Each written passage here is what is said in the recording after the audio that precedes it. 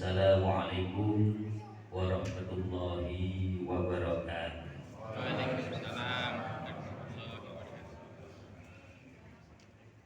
Bismillah, alhamdulillah, alhamdulillahi haqqa hamdi, wassalatu wassalamu ala rasulillah Sayyidina maulana Muhammad ibn Abdillah wa ala alihi wa ashabihi wa mawala wa man tabi'ahu bi ihsan ila yaumil qiyamah, amma ba'd.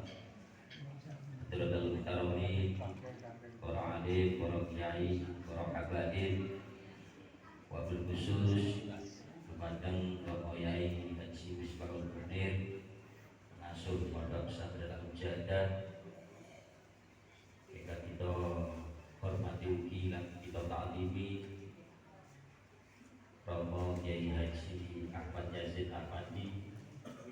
Beliau menika guru kawula. Terus ini kita kudu kalian ini MBC.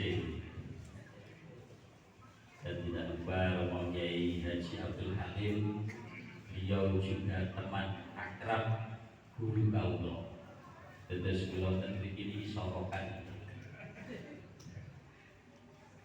Dan kami muliakan juga Al-Habib Faisal Barbah, Wonten Kiai Ahmad Fadil, Andriano Kementerian Pendidikan, Mas Narotama, Tua Tamir Masjid Bahrawi, hadirin hadirat sedaya jamaah yang kami muliakan, kamunan sampai kalau sebatas tugas-tugas kang saestu mugi-mugi bermuliakan dari Allah Subhanahu wa taala.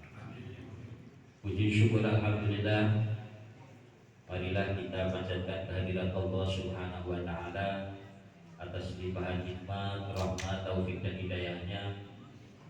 Alhamdulillah, malam hari ini kita semua ditakdirkan oleh Allah Subhanahu wa taala bisa hadir di tempat yang mulia ini, di majelis yang penuh berkah ini. Mudah-mudahan perkumpulan kita di malam hari ini menjadikan wasilah, menjadikan sababiyah kelak kita akan dikumpulkan di surga Allah Subhanahu wa taala. Semoga berkah majelis yang mulia ini, apa yang menjadi hajat kita bersama, baik itu hajat dunyawiyah, lebih-lebih hajat ukhrawiyah, semoga diijabahi oleh Allah Subhanahu wa taala. Dan yang paling penting, mugi-mugi majelis ingkang barokah menika terus mudawamah langgeng istiqomah ila yaumil qiyamah. Salawat dan salam mari kita haturkan kepada baginda kita Nabi Agung Nabiullah Muhammad sallallahu alaihi wasallam. Mudah-mudahan kita semua yang hadir maupun yang belum bisa hadir, termasuk duliyah-duliyah kita, anak cucu kita, generasi setelah kita, semuanya mendapatkan syafa'atul maut yaumil qiyamah. Hadirin dan hadirat yang kami muliakan, jadi bagi mantan maupun ibu-ibu pun ngantuk derek ini. Alhamdulillah ini pun ngantuk ya. Di jam 11 bulan timur. Wonten kesempatan yang berbahagia menika sekali kita badhe aturaken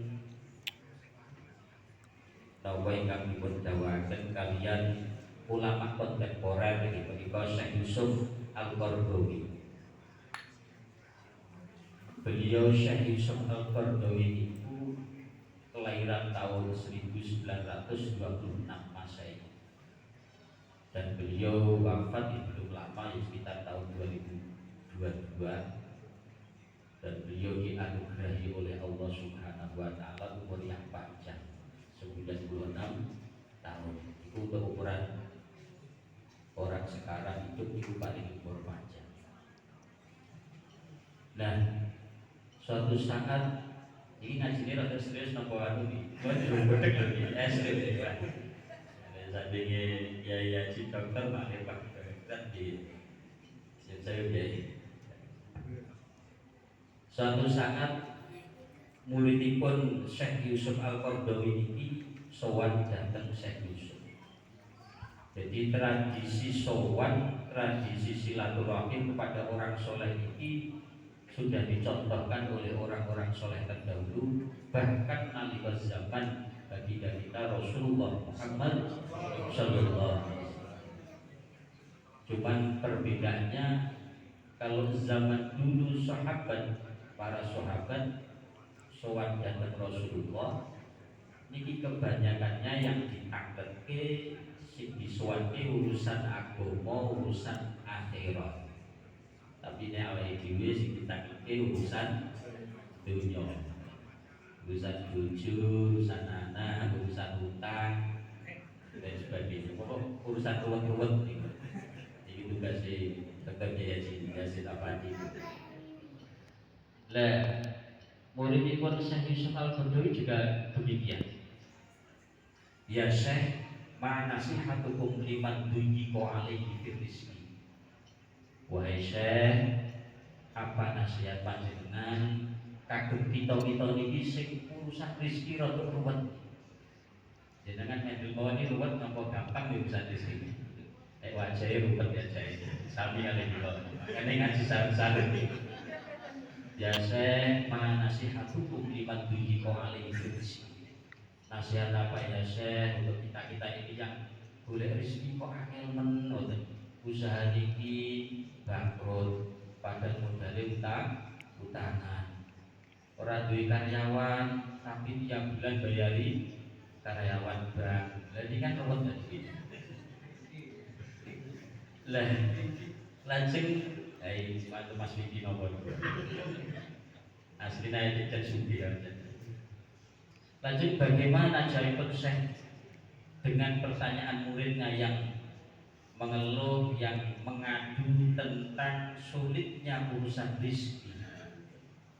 Kemudian Syekh Yusuf Al-Qaradawi mengatakan, wa qabla an adhkura laka nasihati kitafasika wa addi an ta'lama anna dhiqa was-sa'ata fi rizqi mas'alatun nisbiyah.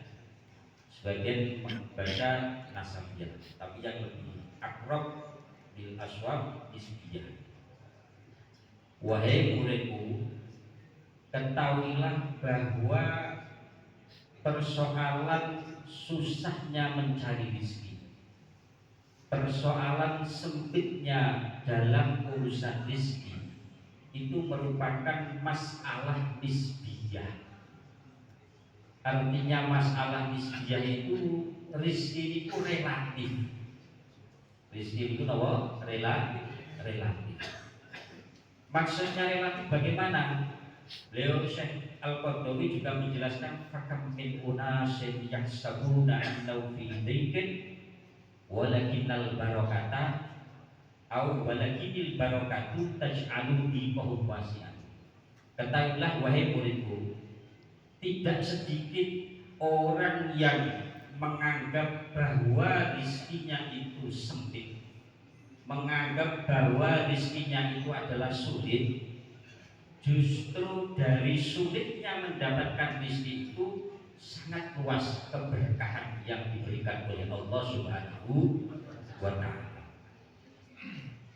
Kemudian beliau juga menjelaskan wal qanaatu bima razaqallahu yakfihi wa ridha bima qasallahu yu'ihim.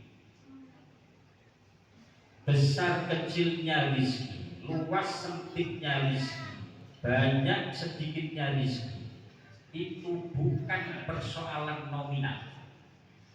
Jadi wong sugih niku nyun sewu bukan persoalan bondone wakeh nek diitung boten. Tapi persoalan sikap, persoalan bagaimana kita menyikapi. Dalam hal ini dijelaskan seberapa qanaah kita, seberapa ridho kita, sehingga orang yang paling kaya itu adalah orang yang paling pandai bersyukur, orang yang paling pandai qanaah. Qanaah itu terima ing pandhu. Kayak 1 juta alhamdulillah, 10 juta ya alhamdulillah. Nah, kayak 1000 ya rada bundel alhamdulillah, ya tetap alhamdulillah. Tapi rada namanya ikhlas. Tapi tetap alhamdulillah. Jadi orang yang paling kaya yaitu adalah orang yang paling pandai bersyukur atas nikmat-nikmat Allah Subhanahu wa taala.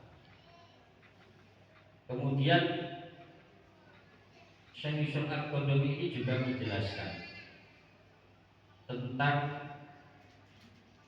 perkara-perkara yang menyebabkan mafatihul rizki. Mafatihul rizki itu yang menjadi sumber lancar rizki.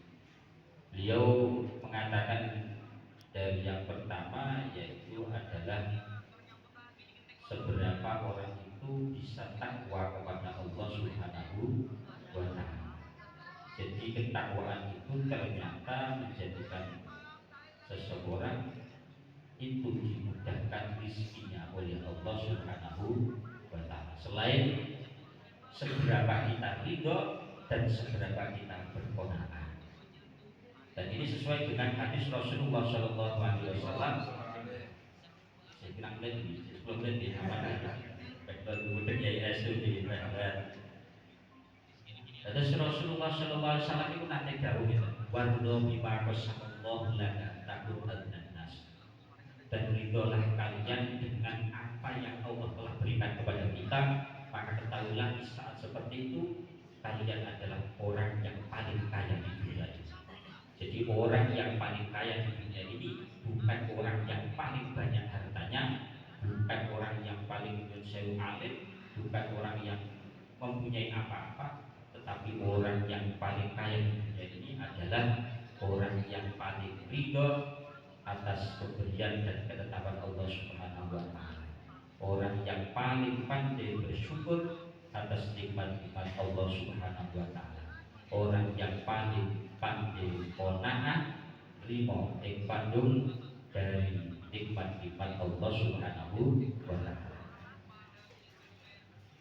Beliau Imam Syekh Yusuf Al-Qaradawi juga menjelaskan dalam penjelasan berikutnya dikutip dari Kiai Syair, "Idza kunta dza qalbin qanu'in fa anta wa malikud dunya sawa." Ketahuilah ketika kalian itu mempunyai dza qalbin qanu'. Jadi bahasa di sini qanu' ini apa nggih? Siwal mubalawah. Jadi ada syakir, ada syakur. Kalau syakir itu adalah orang yang bersyukur, kalau syakur itu adalah orang yang pandai bersyukur. Ini mulai ngaji di dari saya dulu. Singguli monggo silakan sari-sari nopo-nopo. Tapi aku kodurian ya, kodurian. Jadi ada syakir, ada syakur, ada konek, ada konek. Kalau orang yang syukur, dia hanya mensyukuri. Syukur itu maknanya berterima kasih.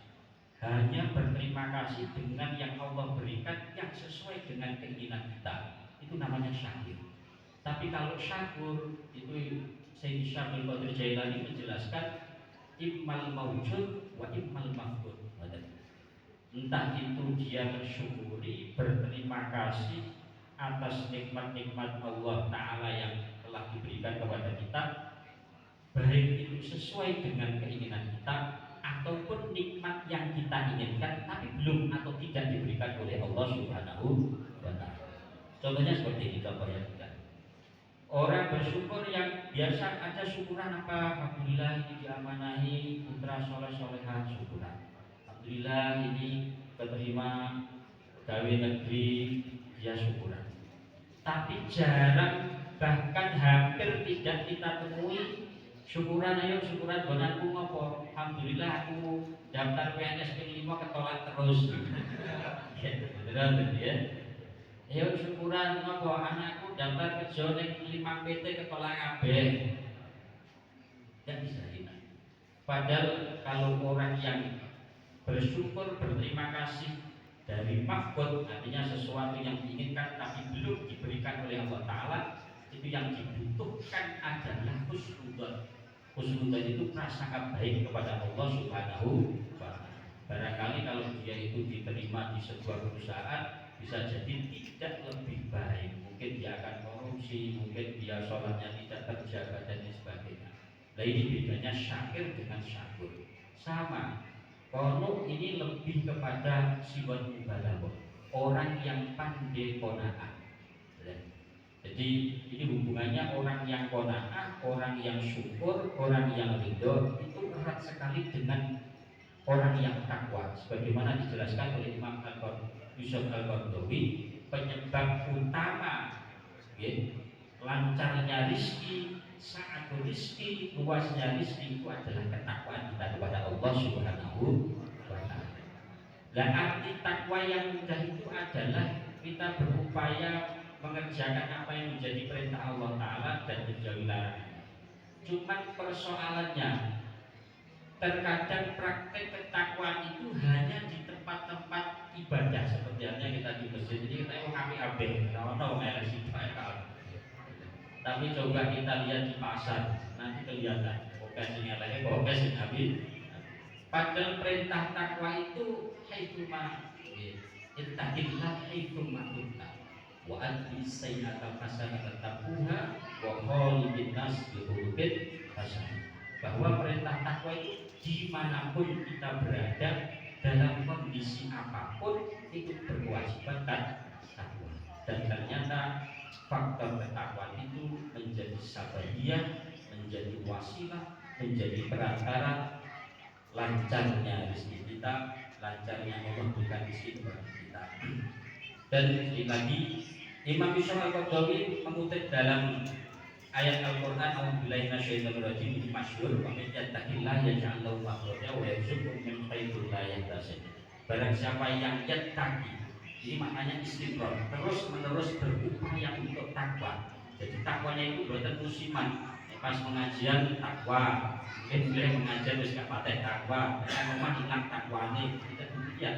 Tapi istiqomah terus, ketakwaan itu terus. Dan orang yang terus menjaga ketakwaan, maka Allah pun dalam memberikan takwa itu juga jadian, bukan ja'ala tapi jadian istiqomah. Semakin kita takwa, semakin kita menjaga ketakwaan terus-menerus, selama itu juga Allah memberikan solusi kepada semua persoalan kita. Itu yang pertama. Kemudian yang kedua, maksimal 10 menit. Kan tahu 10 menit. Kita sebolehkan Yai Yazid. Yang kedua, beliau Yusuf Al-Qaradawi menjelaskan min mafatih rizki. Kapan-kapan makin sabu boleh, ya. Tapi paruh kopi mawar pengajian. Jadi kita akan menyampaikan tentang asbabul rizki, kemudian manfaat rizki dan hal-hal yang berhubungan dengan keduanya. Dan yang kedua, mafatihul rizki, pintu-pintu untuk melancarkan rizki. Yusuf Al-Qaradawi menjelaskan at-taubatu wal istighfar.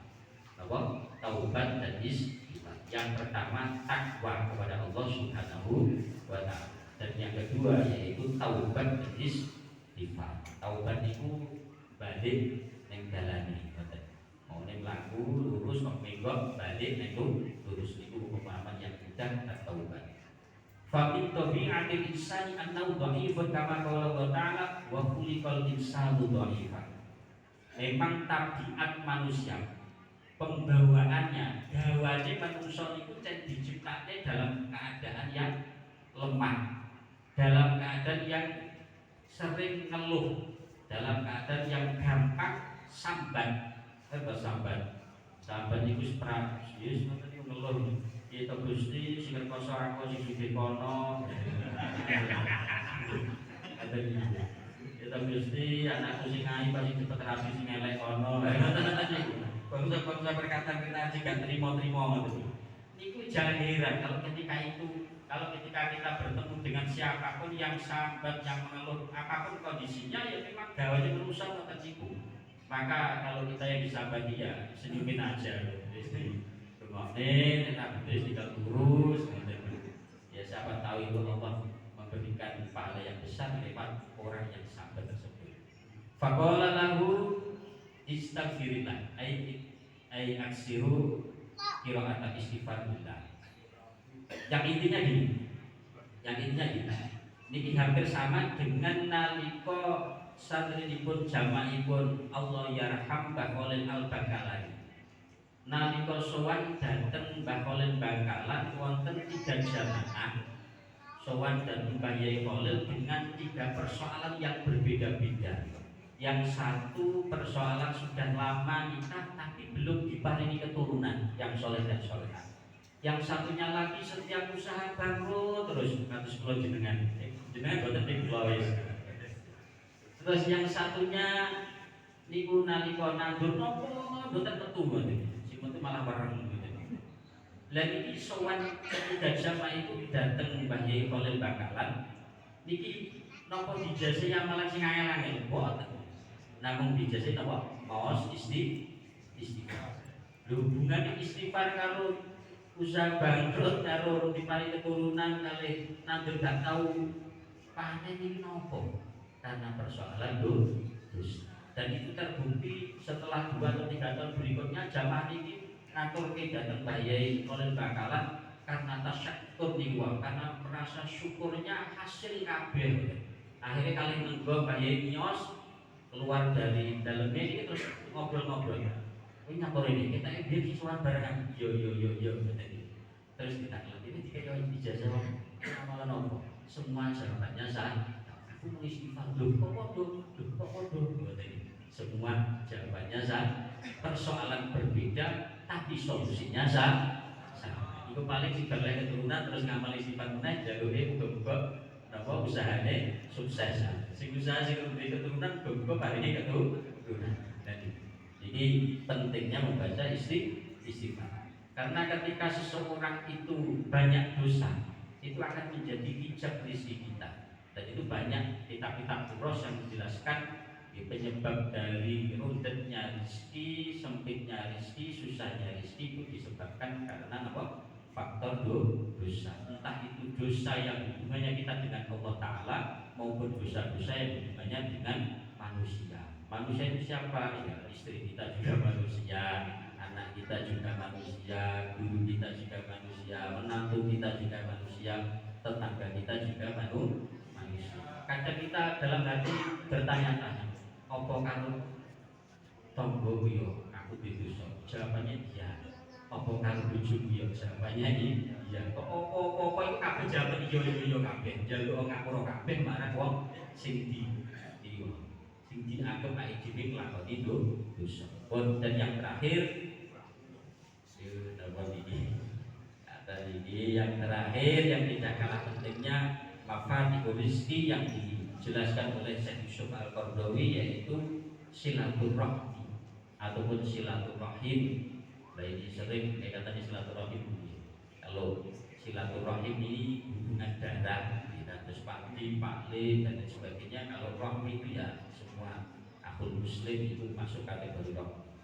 Dan berkaitan kalian silaturahim ini yang paling penting sebenarnya bukan persoalan nomor tawajuh saja.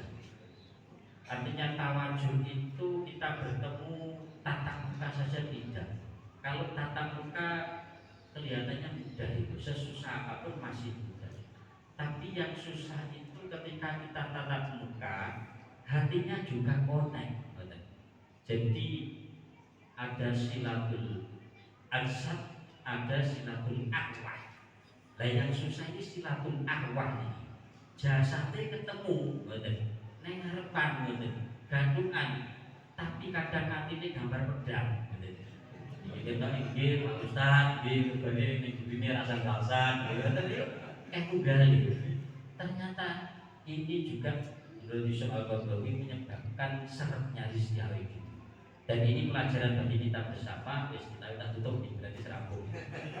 Jadi pelajaran bagi kita bersama bahwa silaturahim itu ternyata tidak silatul adsad saja. Tidak kita ketemu apalagi cuma 1 bulan sekali. Yang saya ulang tetap nakal ya ini warang-warang lebih baru DJ gitu. Jadi lanjutan pas rawuh ya kalau dia tahu dan aduh esok rawuh bisa dulu tekoi berarti dia. Jadi silatul tidak hanya silatul adsad, tapi lebih dari itu silatul arwah. Nyambung ke mana nih loh sinangnya? Nyambung ke hati, dan nyambung ke jasad ketemu itu agar dengan acara juga mana nih rodo enak, dan itu ya ketemu nih. Tapi nyambung ke hati ini wangil ini. Maka harus dilatih bagaimana kita bisa sambung jasad tapi juga sambung arwah. Bagaimana caranya? Ya kita mempunyai guru yang sama, kita mempunyai orang tua yang sama, kita mempunyai wadah yang sama. Jika kita masyhur, kalau tidak ukhuwah Islamnya masih ada ukhuwah watonnya. Kalau tidak ukhuwah watonnya setidaknya ukhuwah basyariyah. Kodok penciptaannya mungkin.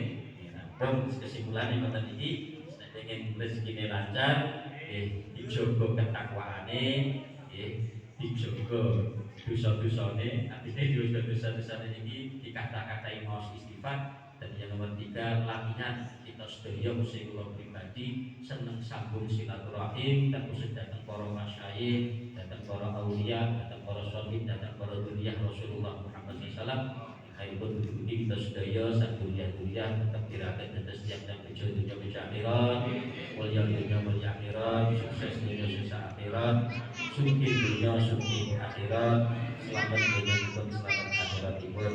Amin amin ya rabbal alamin. Wallahu a'lam bishawab. Al-Fatihah. A'udzu billahi minasyaitonir rajim. Bismillahirrahmanirrahim. Alhamdulillahirabbil alamin arrahmanir rahim maliki yaumiddin. Iyyaka na'budu wa iyyaka nasta'in ihdinas siratal mustaqim siratal ladzina an'amta 'alaihim ghairil maghdubi 'alaihim waladdallin. Amin. Dan semasa kecil dimanfaat sama Allah pribadi kata kita bermanfaat. Akhirnya dan Allah wa iyyakum ajma'in. Wassalamualaikum warahmatullahi wabarakatuh.